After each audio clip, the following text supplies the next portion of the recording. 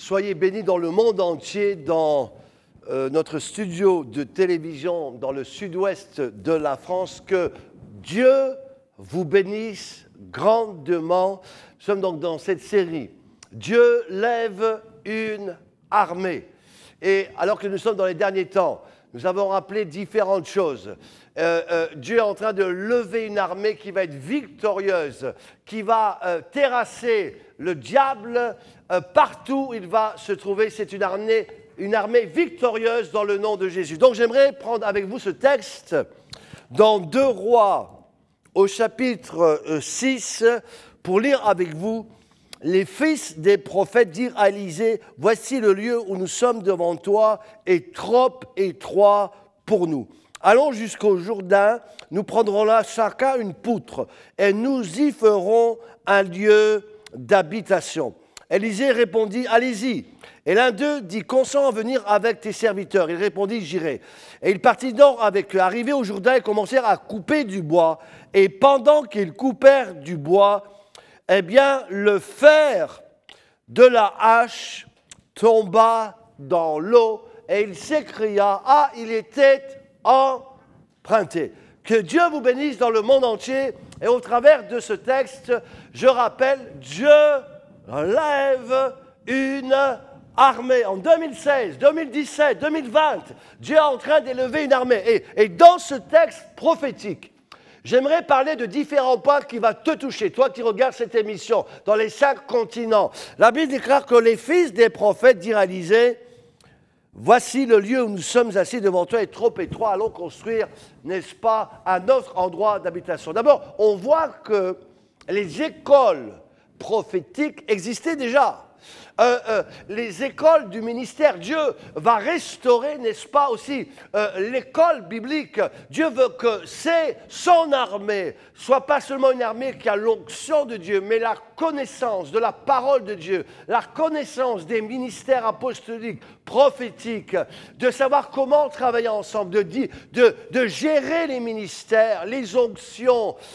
C'est pas le tout, n'est-ce pas, de savoir être un prophète. Il faut savoir quand prophétiser, où prophétiser, à quel moment prophétiser. Aujourd'hui, on assiste à toutes sortes de prophètes, soi-disant prophètes qui prophétisent n'importe comment, ou lorsqu'ils le font, quand ça vient de Dieu, pas au bon moment, pas au bon endroit. Mes amis, Dieu veut une église sage, des hommes de Dieu qui sont équilibrés, instruits et qui ont l'expérience de la gestion des ministères et des onctions. Donc, Élisée faisait une école prophétique, il enseignait, n'est-ce pas, les dons prophétiques, le ministère prophétique. Et il y avait trop de monde. Alors il dit, allons construire un autre endroit. Allons jusqu'au Jourdain et nous prendrons là chacun une poutre et nous y ferons un autre lieu d'habitation. D'abord, le Jourdain est prophétique, n'est-ce pas?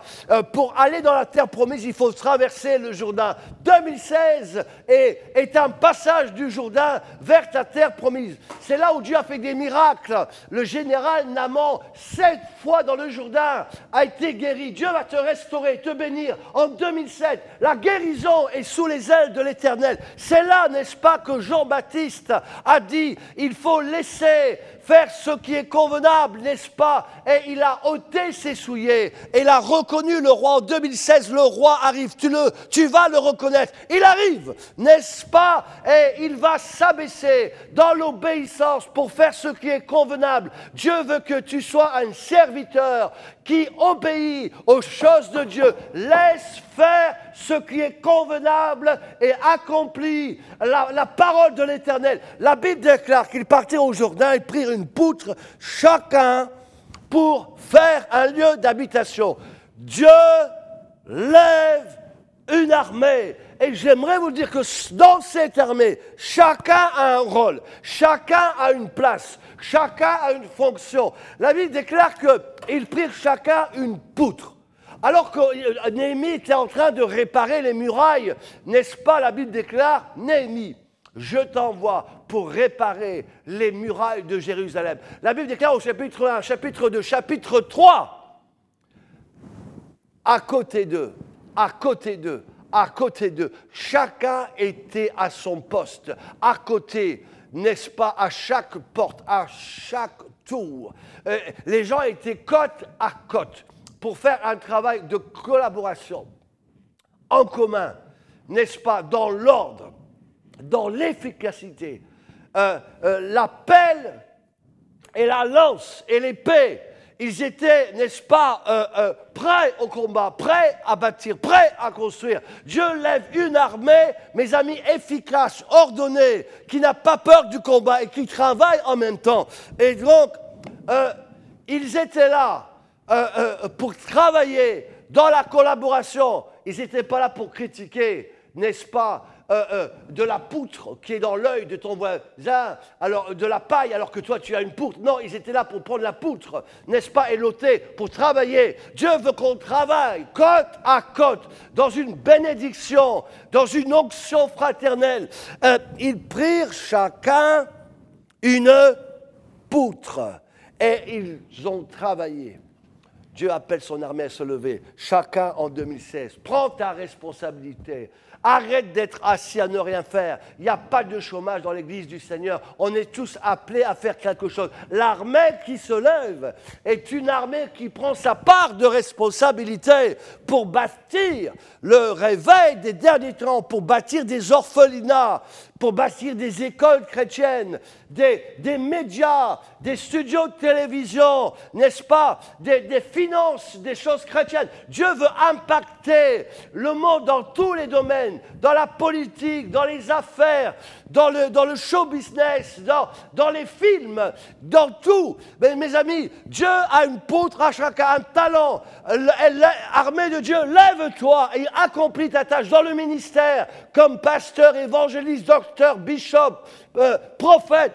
Dieu veut t'utiliser. Ils prirent chacun une poutre. Et Élie répondit, allez. Alors il dit, s'il te plaît, consens à venir avec nous, prophète. Parce que sans toi, si tu n'es pas là, je vais vous dire que Dieu te dit, vas-y.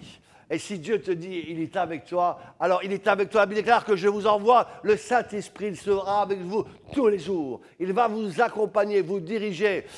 Sois sûr, mes amis, ça, simplement, dit Seigneur, je veux te servir. Et si Dieu te dit, vas-y, vas-y. Si Dieu dit, attends, attends.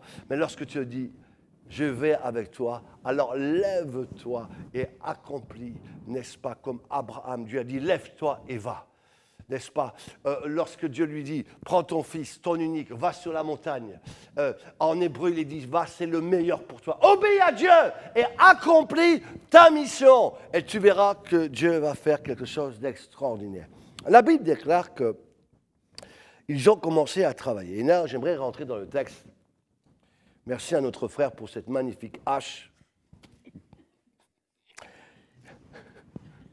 Une hache d'Agen. Ils prirent chacun une hache. Et ici, c'est en fer, mais en bois, ils ont commencé avec le morceau de fer, à taper sur les arbres. Parce qu'on avait besoin de bois, mes amis, pour bâtir. Vous savez, lorsqu'on travaille pour Dieu, il y a des choses qu'on doit faire. Chacun a quelque chose à faire. Alors, ils ont commencé à travailler. Puis un des prophètes a commencé à frapper, à frapper. La Bible déclare que le fer de son hache était tombé. D'abord, j'aimerais vous dire ceci.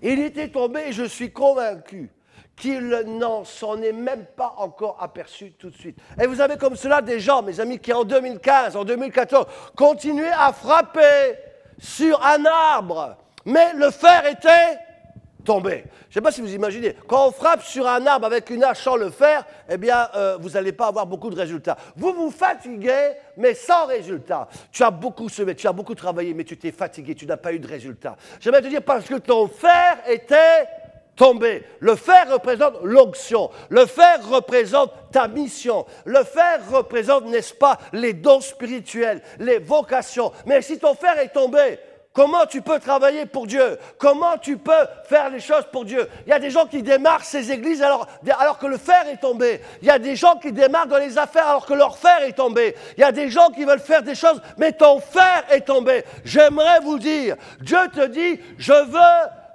élever une armée, mais avec son fer bien aiguisé.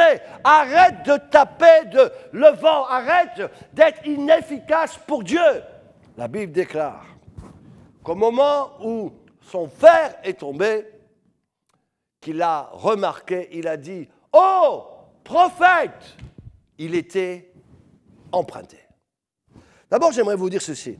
Vous qui regardez cette émission dans le monde entier, lorsque tu travailles pour Dieu, soit tu perds ton fer parce que tu l'as emprunté, ton fer est tombé. Deuxièmement, tu peux perdre le fer quand ton arche est cassée. Troisièmement, tu peux perdre le fer quand ton arche est usée. Quatrièmement, tu peux perdre ton fer quand ton arche est salie. J'aimerais parler de ces 4 points. Dieu lève une armée. Donc, la Bible dit qu'il a perdu son fer parce qu'il était emprunté. Dans le texte hébreu, il est dit qu'il a acheté à prix d'argent quelque chose qui n'était pas à lui pour, n'est-ce pas, travailler. Et de la même manière, on a des gens qui font des choses pour Dieu, mais que Dieu ne leur a jamais demandé de faire. Donc tu empruntes quelque chose, un don spirituel, une fonction qui n'est pas la tienne, mais tu veux l'emprunter. Parfois tu l'as même monnayé, tu as supplié, tu as forcé une porte que Dieu ne voulait pas ouvrir, mais tu étais tellement têtu que voilà, tu as pris et tu as fait quelque chose que Dieu ne t'a jamais demandé de faire. C'est pour cela que ton fer est tombé. J'aimerais te dire, si c'est ton cas, dis Seigneur, pardonne-moi.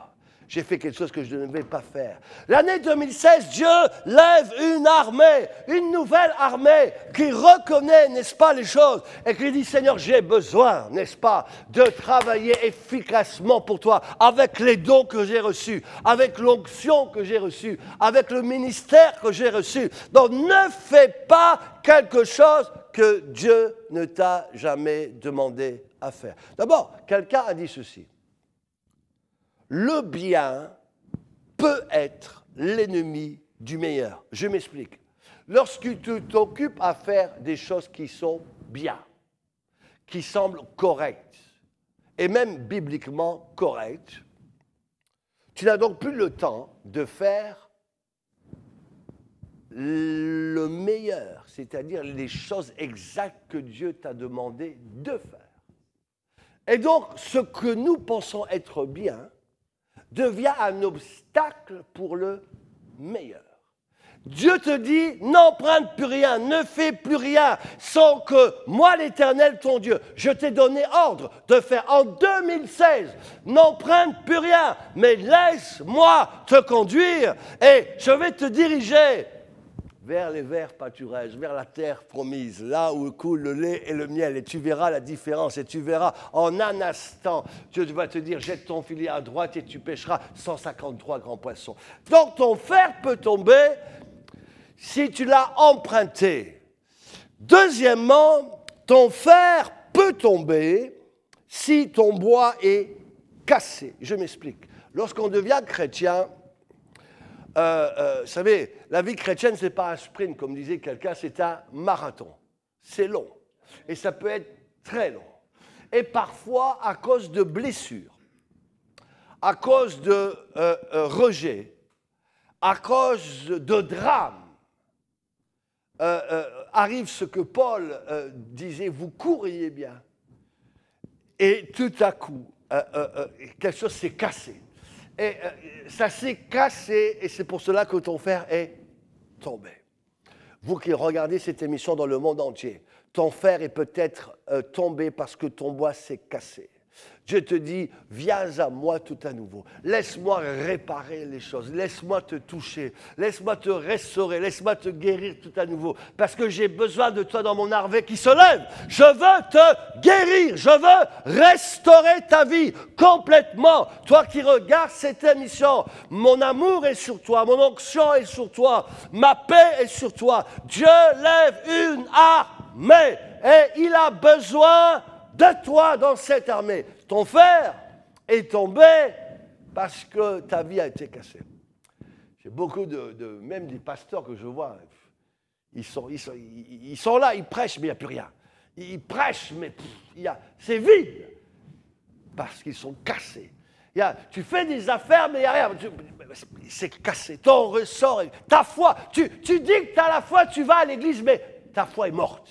Tu dis que tu aimes le Seigneur, mais la vérité, c'est que tu es brisé. Tu n'as même plus le courage de parler de Dieu. Mes amis, ta foi est cassée. Mais Dieu vient au début de cette année pour te restaurer, te bénir. Il y a quelque chose de nouveau. C'est une saison nouvelle, un temps nouveau. Ne laisse pas cette occasion. Toi qui regardes cette télévision, toi qui regardes ce problème, Dieu te touche là où tu te trouves. L'onction de l'Éternel vient sur toi. Il y a un miracle qui est sur le point de se passer. Mets ta main là où tu as eu mal. Mets ta main sur ton cœur. Dieu te restaure maintenant au nom de Jésus de Nazareth. Sois touché. Là maintenant tu es guéri. Sois béni. La Bible déclare que le fer était tombé. Premièrement parce qu'il était emprunté. Deuxièmement parce que ton bois a pu être cassé. J'aimerais dire, troisièmement, à tous ceux qui regardent cette émission dans le monde entier, que ton fer peut tomber si ton bois est usé.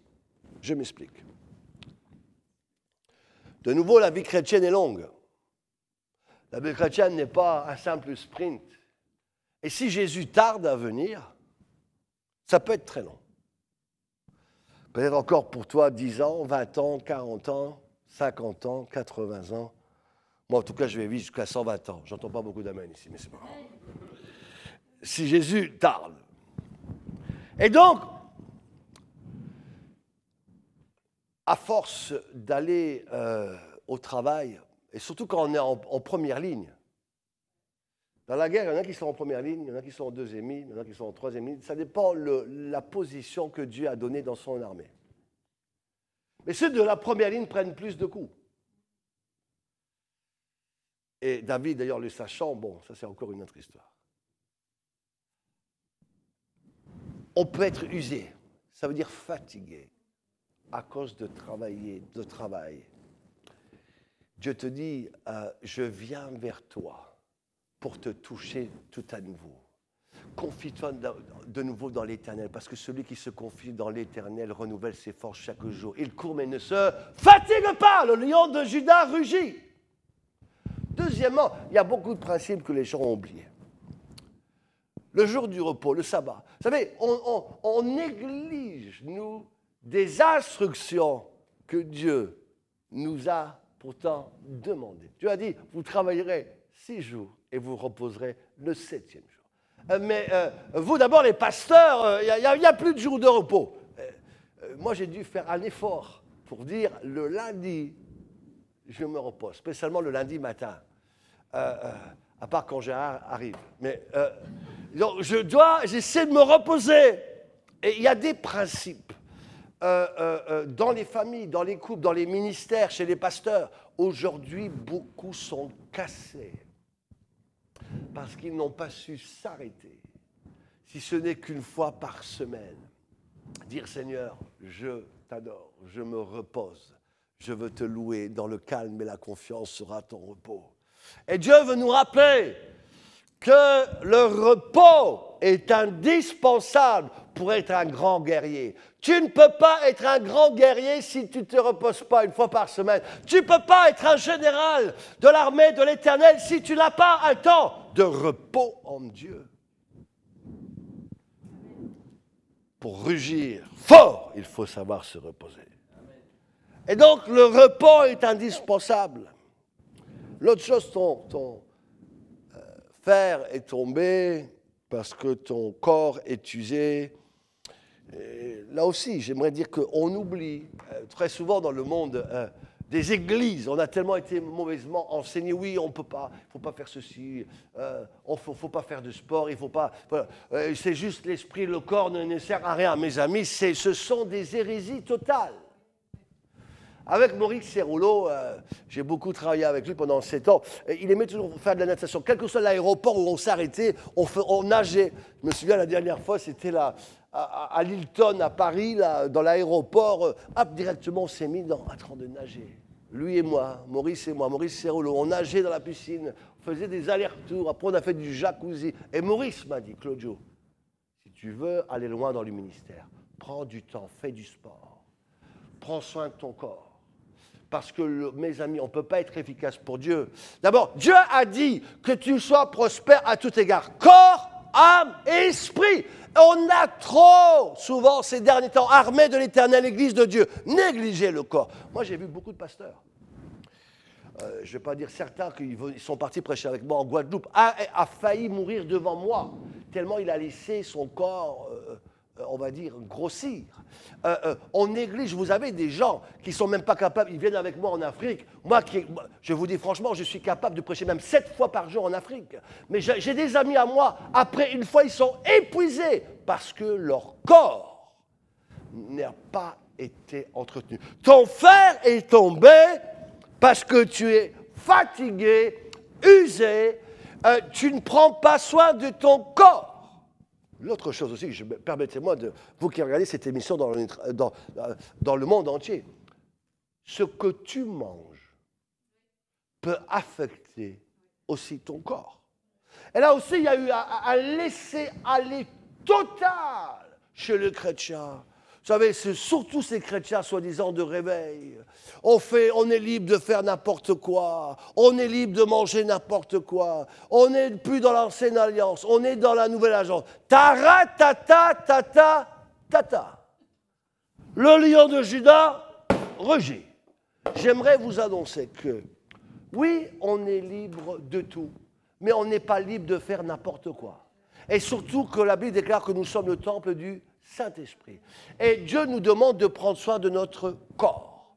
Et ce n'est pas ce qui rentre dans ton corps qui va spécialement le souiller, mais ce qui sort, mais néanmoins ce que tu manges. Un docteur chrétien a dit ce que tu manges va affecter ce que tu seras dans ton corps. Et les gens mangent n'importe comment. Moi, je vois les gens qui sont là... Ne parlons même pas des gens qui mangent à n'importe quelle table avec excusez-moi de vous dire, des imbéciles, des impudiques. Alors, déjà là, il y a en plus de cela une mauvaise ambiance. Mais déjà, la nourriture, on doit faire attention à ce qu'on mange. Ton fer est tombé parce que ton corps, n'est-ce pas, est... usé.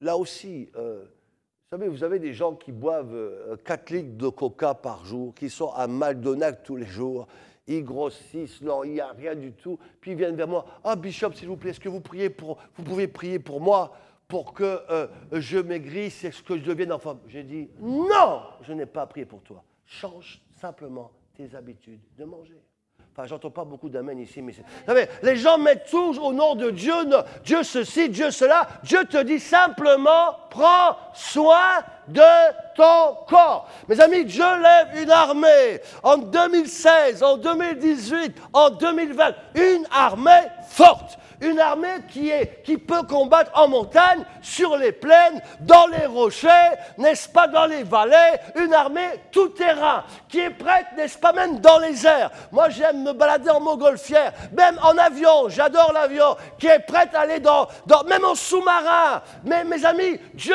veut une armée qui vole, dans les airs comme un aigle, sur la terre comme un lion. Mes amis, Dieu lève une armée. Ton fer est tombé parce que ton corps était usé. Quatrièmement, ton fer est tombé, toi qui regardes cette émission, parce que ton bois était sali. Je m'explique. Le péché, mes amis, peut faire tomber ton fer. Dieu est lent à la colère. Mais, vous savez, à un moment donné, ce n'est pas parce que Dieu ne dit rien ou Dieu permet quelque chose pendant un temps. Il y a une différence. Comme j'aime à dire souvent, je crois que je l'ai dit il y a quelques jours, quelqu'un qui tombe entre un chrétien brebis et un chrétien pourceau.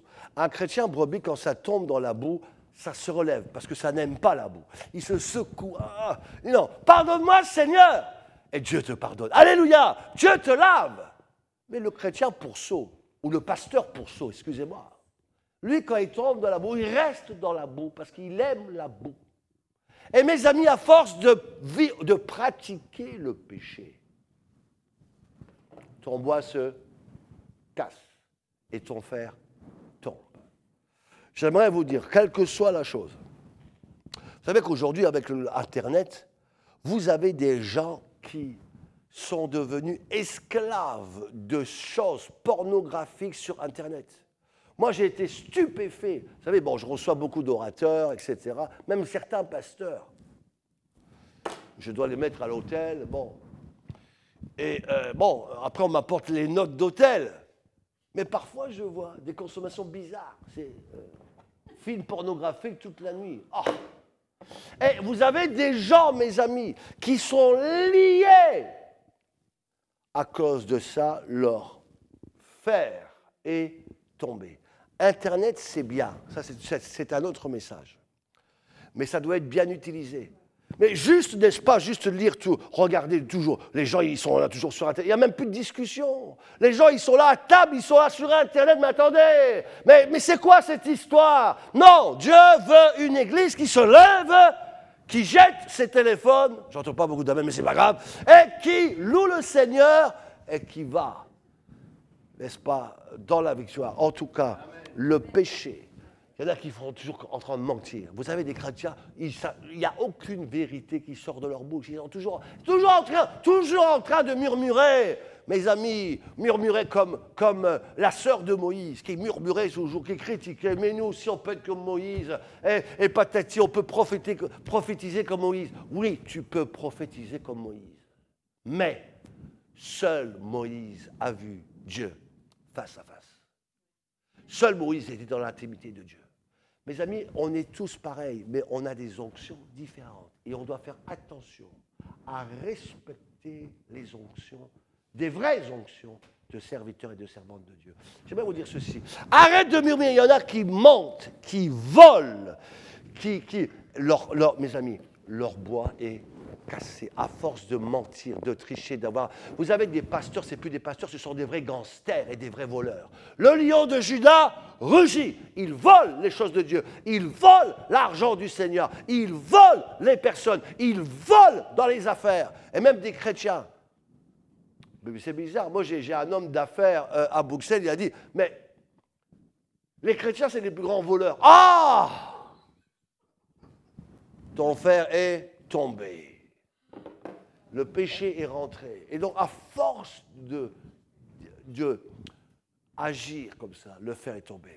Dieu te dit, repens-toi. Toi qui regardes cette émission dans le monde entier, repens-toi. Et la Bible dit, même si tes péchés étaient noirs, ils deviendront blancs comme la neige. Dieu veut te restaurer. Dieu est en train de lever une armée dans les derniers temps. Une armée qui est forte, une armée qui est belle. Mes amis, ton fer est tombé.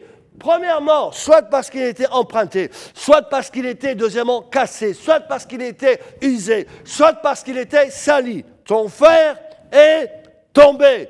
Alors, il a crié et Dieu lui a dit, mais le prophète, mais qu'est-ce qui s'est passé?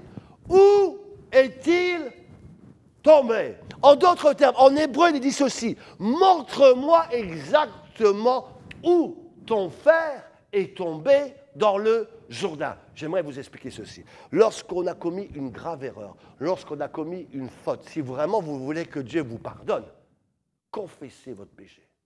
Dites exactement ce qui s'est passé. à telle date, à tel endroit. Dites, oh Dieu, oui, à tel moment, j'ai blessé ce frère en 2002, en 2004. Oui, j'ai volé à un tel. Mes amis, Zachée, Dieu l'a béni parce que non seulement il s'est repenti, mais il a rendu, il a rectifié. Mes amis, toi qui regardes cette émission, quelle que soit la chose qui s'est passée, dis au Seigneur Jésus, voilà, j'ai blessé telle personne, tel pasteur, tel frère, j'ai fait cela. Je te dis, répare cela et tu verras, je vais te restaurer parce que j'ai besoin de toi qui regarde cette émission dans le monde entier. Je veux t'utiliser tout à nouveau. Mais juste, confesse. D'abord, j'aimerais vous dire, il y a différentes choses. Il y a différents styles de péché. Il y a des péchés qui sont personnels avec Dieu et toi, personne, ça ne regarde pas sur Dieu. Mais il y a des péchés qui sont publics, qui doivent demander une confession publique. Il y a des péchés, il y a des interdits. Je n'ai pas le temps de parler de tout cela. Mais quelle que soit la chose, Dieu va te guider. Et où est-il tombé?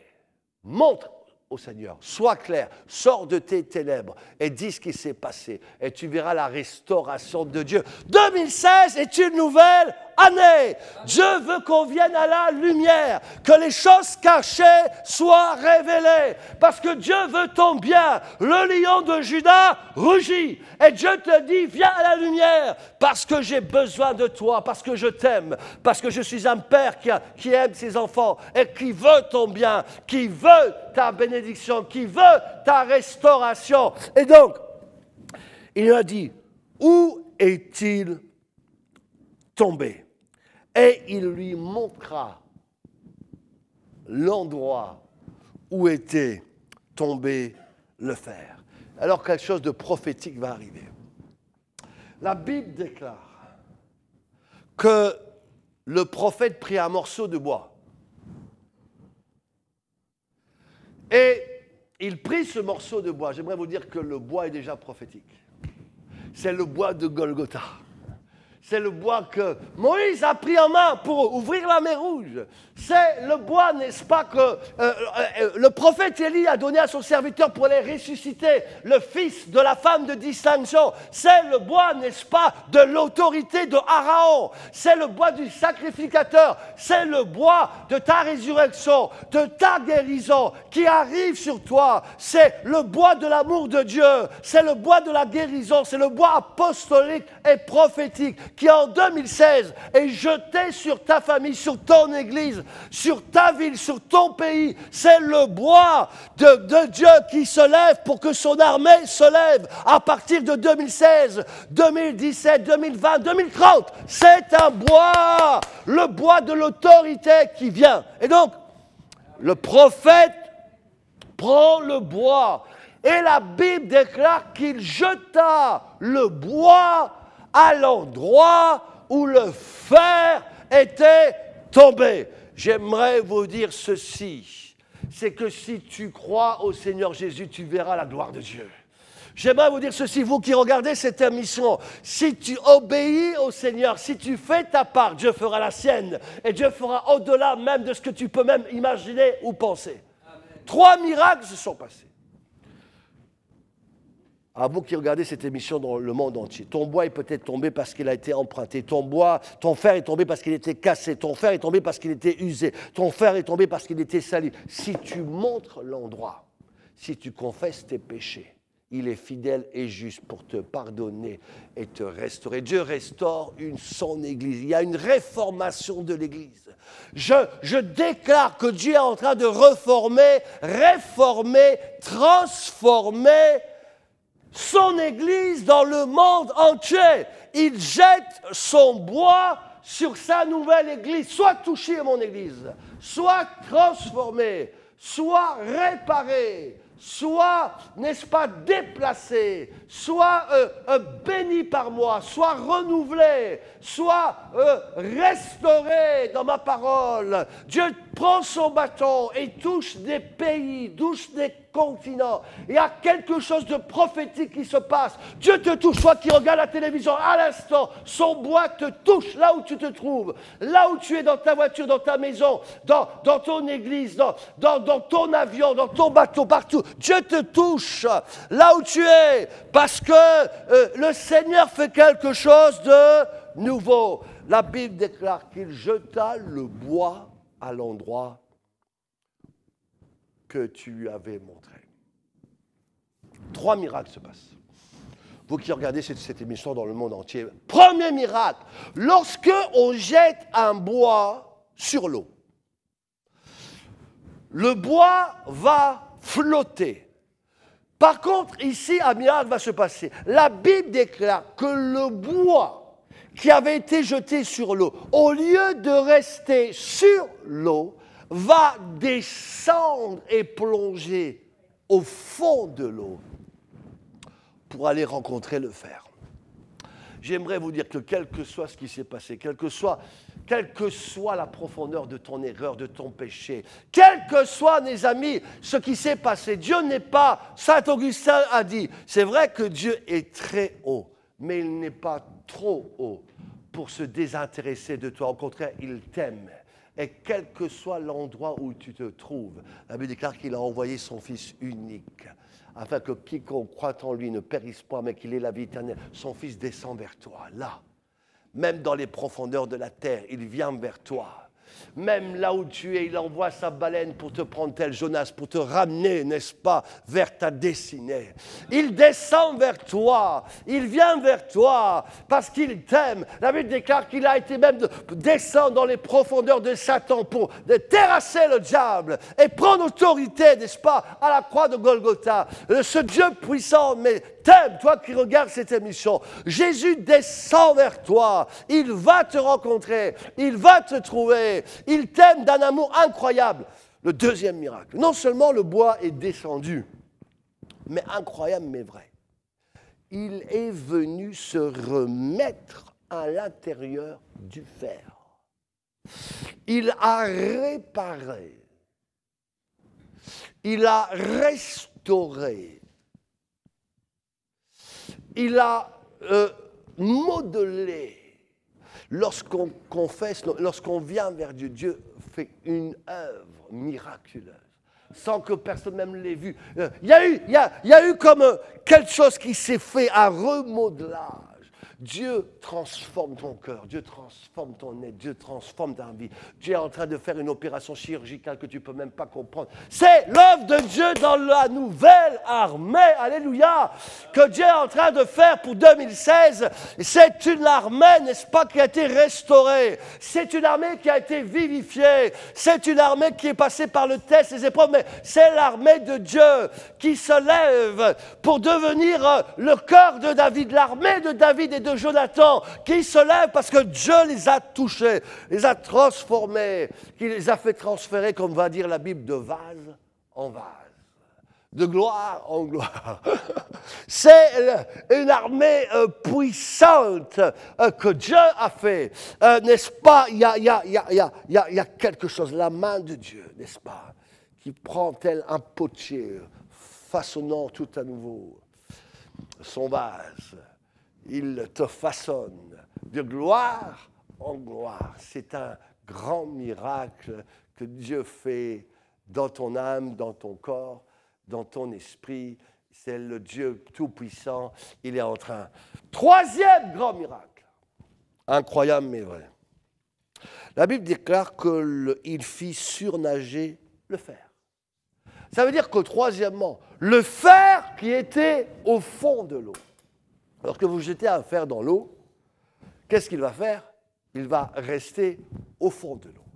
Troisièmement, la Bible déclare que le fer a surnagé. Ça veut dire qu'il a remonté. Je vous annonce ceci, vous qui regardez cette émission dans le monde entier, si tu t'humilies, si tu t'abaisses, alors Dieu va te relever. Quelle que soit ta situation, Dieu va te relever. Si tu montres ce qui s'est passé, si tu avoues, si tu laisses Dieu te toucher, si tu laisses Dieu t'enseigner, si tu obéis à la voix de Dieu, alors quel que soit là où tu es, Dieu va te relever. Si tu t'abaisses, il te relève. Si tu t'humilies, Jean-Baptiste a dit, il est avantageux pour moi que je parte afin de laisser, lorsqu'on laisse Dieu, lorsqu'on s'abaisse, lorsqu'on laisse Dieu nous travailler. Mes amis, le miracle de Dieu, c'est que le fer a surnagé. Il est remonté. Je vais terminer cette émission. Le fer surnage tout à nouveau. À partir de 2016, le fer remonte. Ta vie va être remontée, ton ministère, ton église, toi qui regardes cette émission, ton fer surnage tout à nouveau. Le miracle de Dieu est en train de se faire. Le Dieu est en train de te restaurer, de te guérir. Ton ministère va reprendre. Tes affaires vont être restaurées, surnagées. Tes finances vont être restaurées. Il y a quelque chose de puissant. Le lion de Juda rugit, n'est-ce pas, ici de France. Le lion de Juda est en train de te dire, Dieu, n'est-ce pas, t'aime. Oui, dis, montre-moi où ton fer est tombé. Je vais changer. Même s'il a été emprunté, cassé, usé, sali, l'onction de Dieu là te touche. Au nom de Jésus, je prie maintenant, dans les 4 continents, dans les 5 continents, que l'onction de Dieu te restaure. L'onction de Dieu te transforme, te bénisse. Dieu a besoin d'une armée qui se lève. Dieu rassemble ses ouvriers, ses oins, quelle que soit la chose. Il relève son armée. Elle ne va pas s'écrouler. Elle ne va pas s'enfoncer dans la mer comme le Titanic, mais elle se relève comme l'arche de Noé. Elle est restaurée. Elle sort du gouffre. Elle sort des tempêtes. Elle est plus que jamais vivante. C'est l'armée de David et de Jonathan. Que Dieu te touche là où tu te trouves. Alors que tu pries le Seigneur, que l'onction du Tout-Puissant, le bâton de Dieu est jeté sur ta vie. Il touche l'Afrique, l'Australie, le bâton de Dieu. Il touche l'Europe, la Chine, l'Asie, n'est-ce pas, le Canada, les États-Unis. Il touche là ton ministère, ton foyer, tes affaires, ta famille, ton épouse, tes enfants, ton travail, ta fonction, ton ministère, ton église. Le bâton de Dieu relève toutes choses. 2016, c'est l'année de la restauration, de la restitution, du changement de gloire en gloire. Dieu est là, il te touche avec son bâton. Le bâton de Aaron, le bâton de Moïse, le bâton de la croix de Golgotha restaure ta vie. Si tu es malade, sois guéri. Si tu as besoin d'être restauré, sois restauré. Si tu es fatigué, sois renouvelé. Si tu es sali, sois blanchi, sois purifié. Si tu es emprunté, reçois le manteau de Dieu. Si tu es cassé, Dieu te restaure. Il y a quelque chose de nouveau. Soyez bénis. Dans le monde entier, que Dieu vous bénisse, ici de l'Europe, que Dieu vous bénisse, vous qui écoutez cette émission, le Bishop Claudio vous salue, je vous aime dans le monde entier, je prie que cette année 2016 soit pour toi l'année de la bénédiction, la restitution, la restauration, et que tu fasses partie de cette armée qui se lève pour les derniers temps. Soyez bénis. Shalom de la part de Dieu, au nom de Jésus. Soyez bénis. Amen.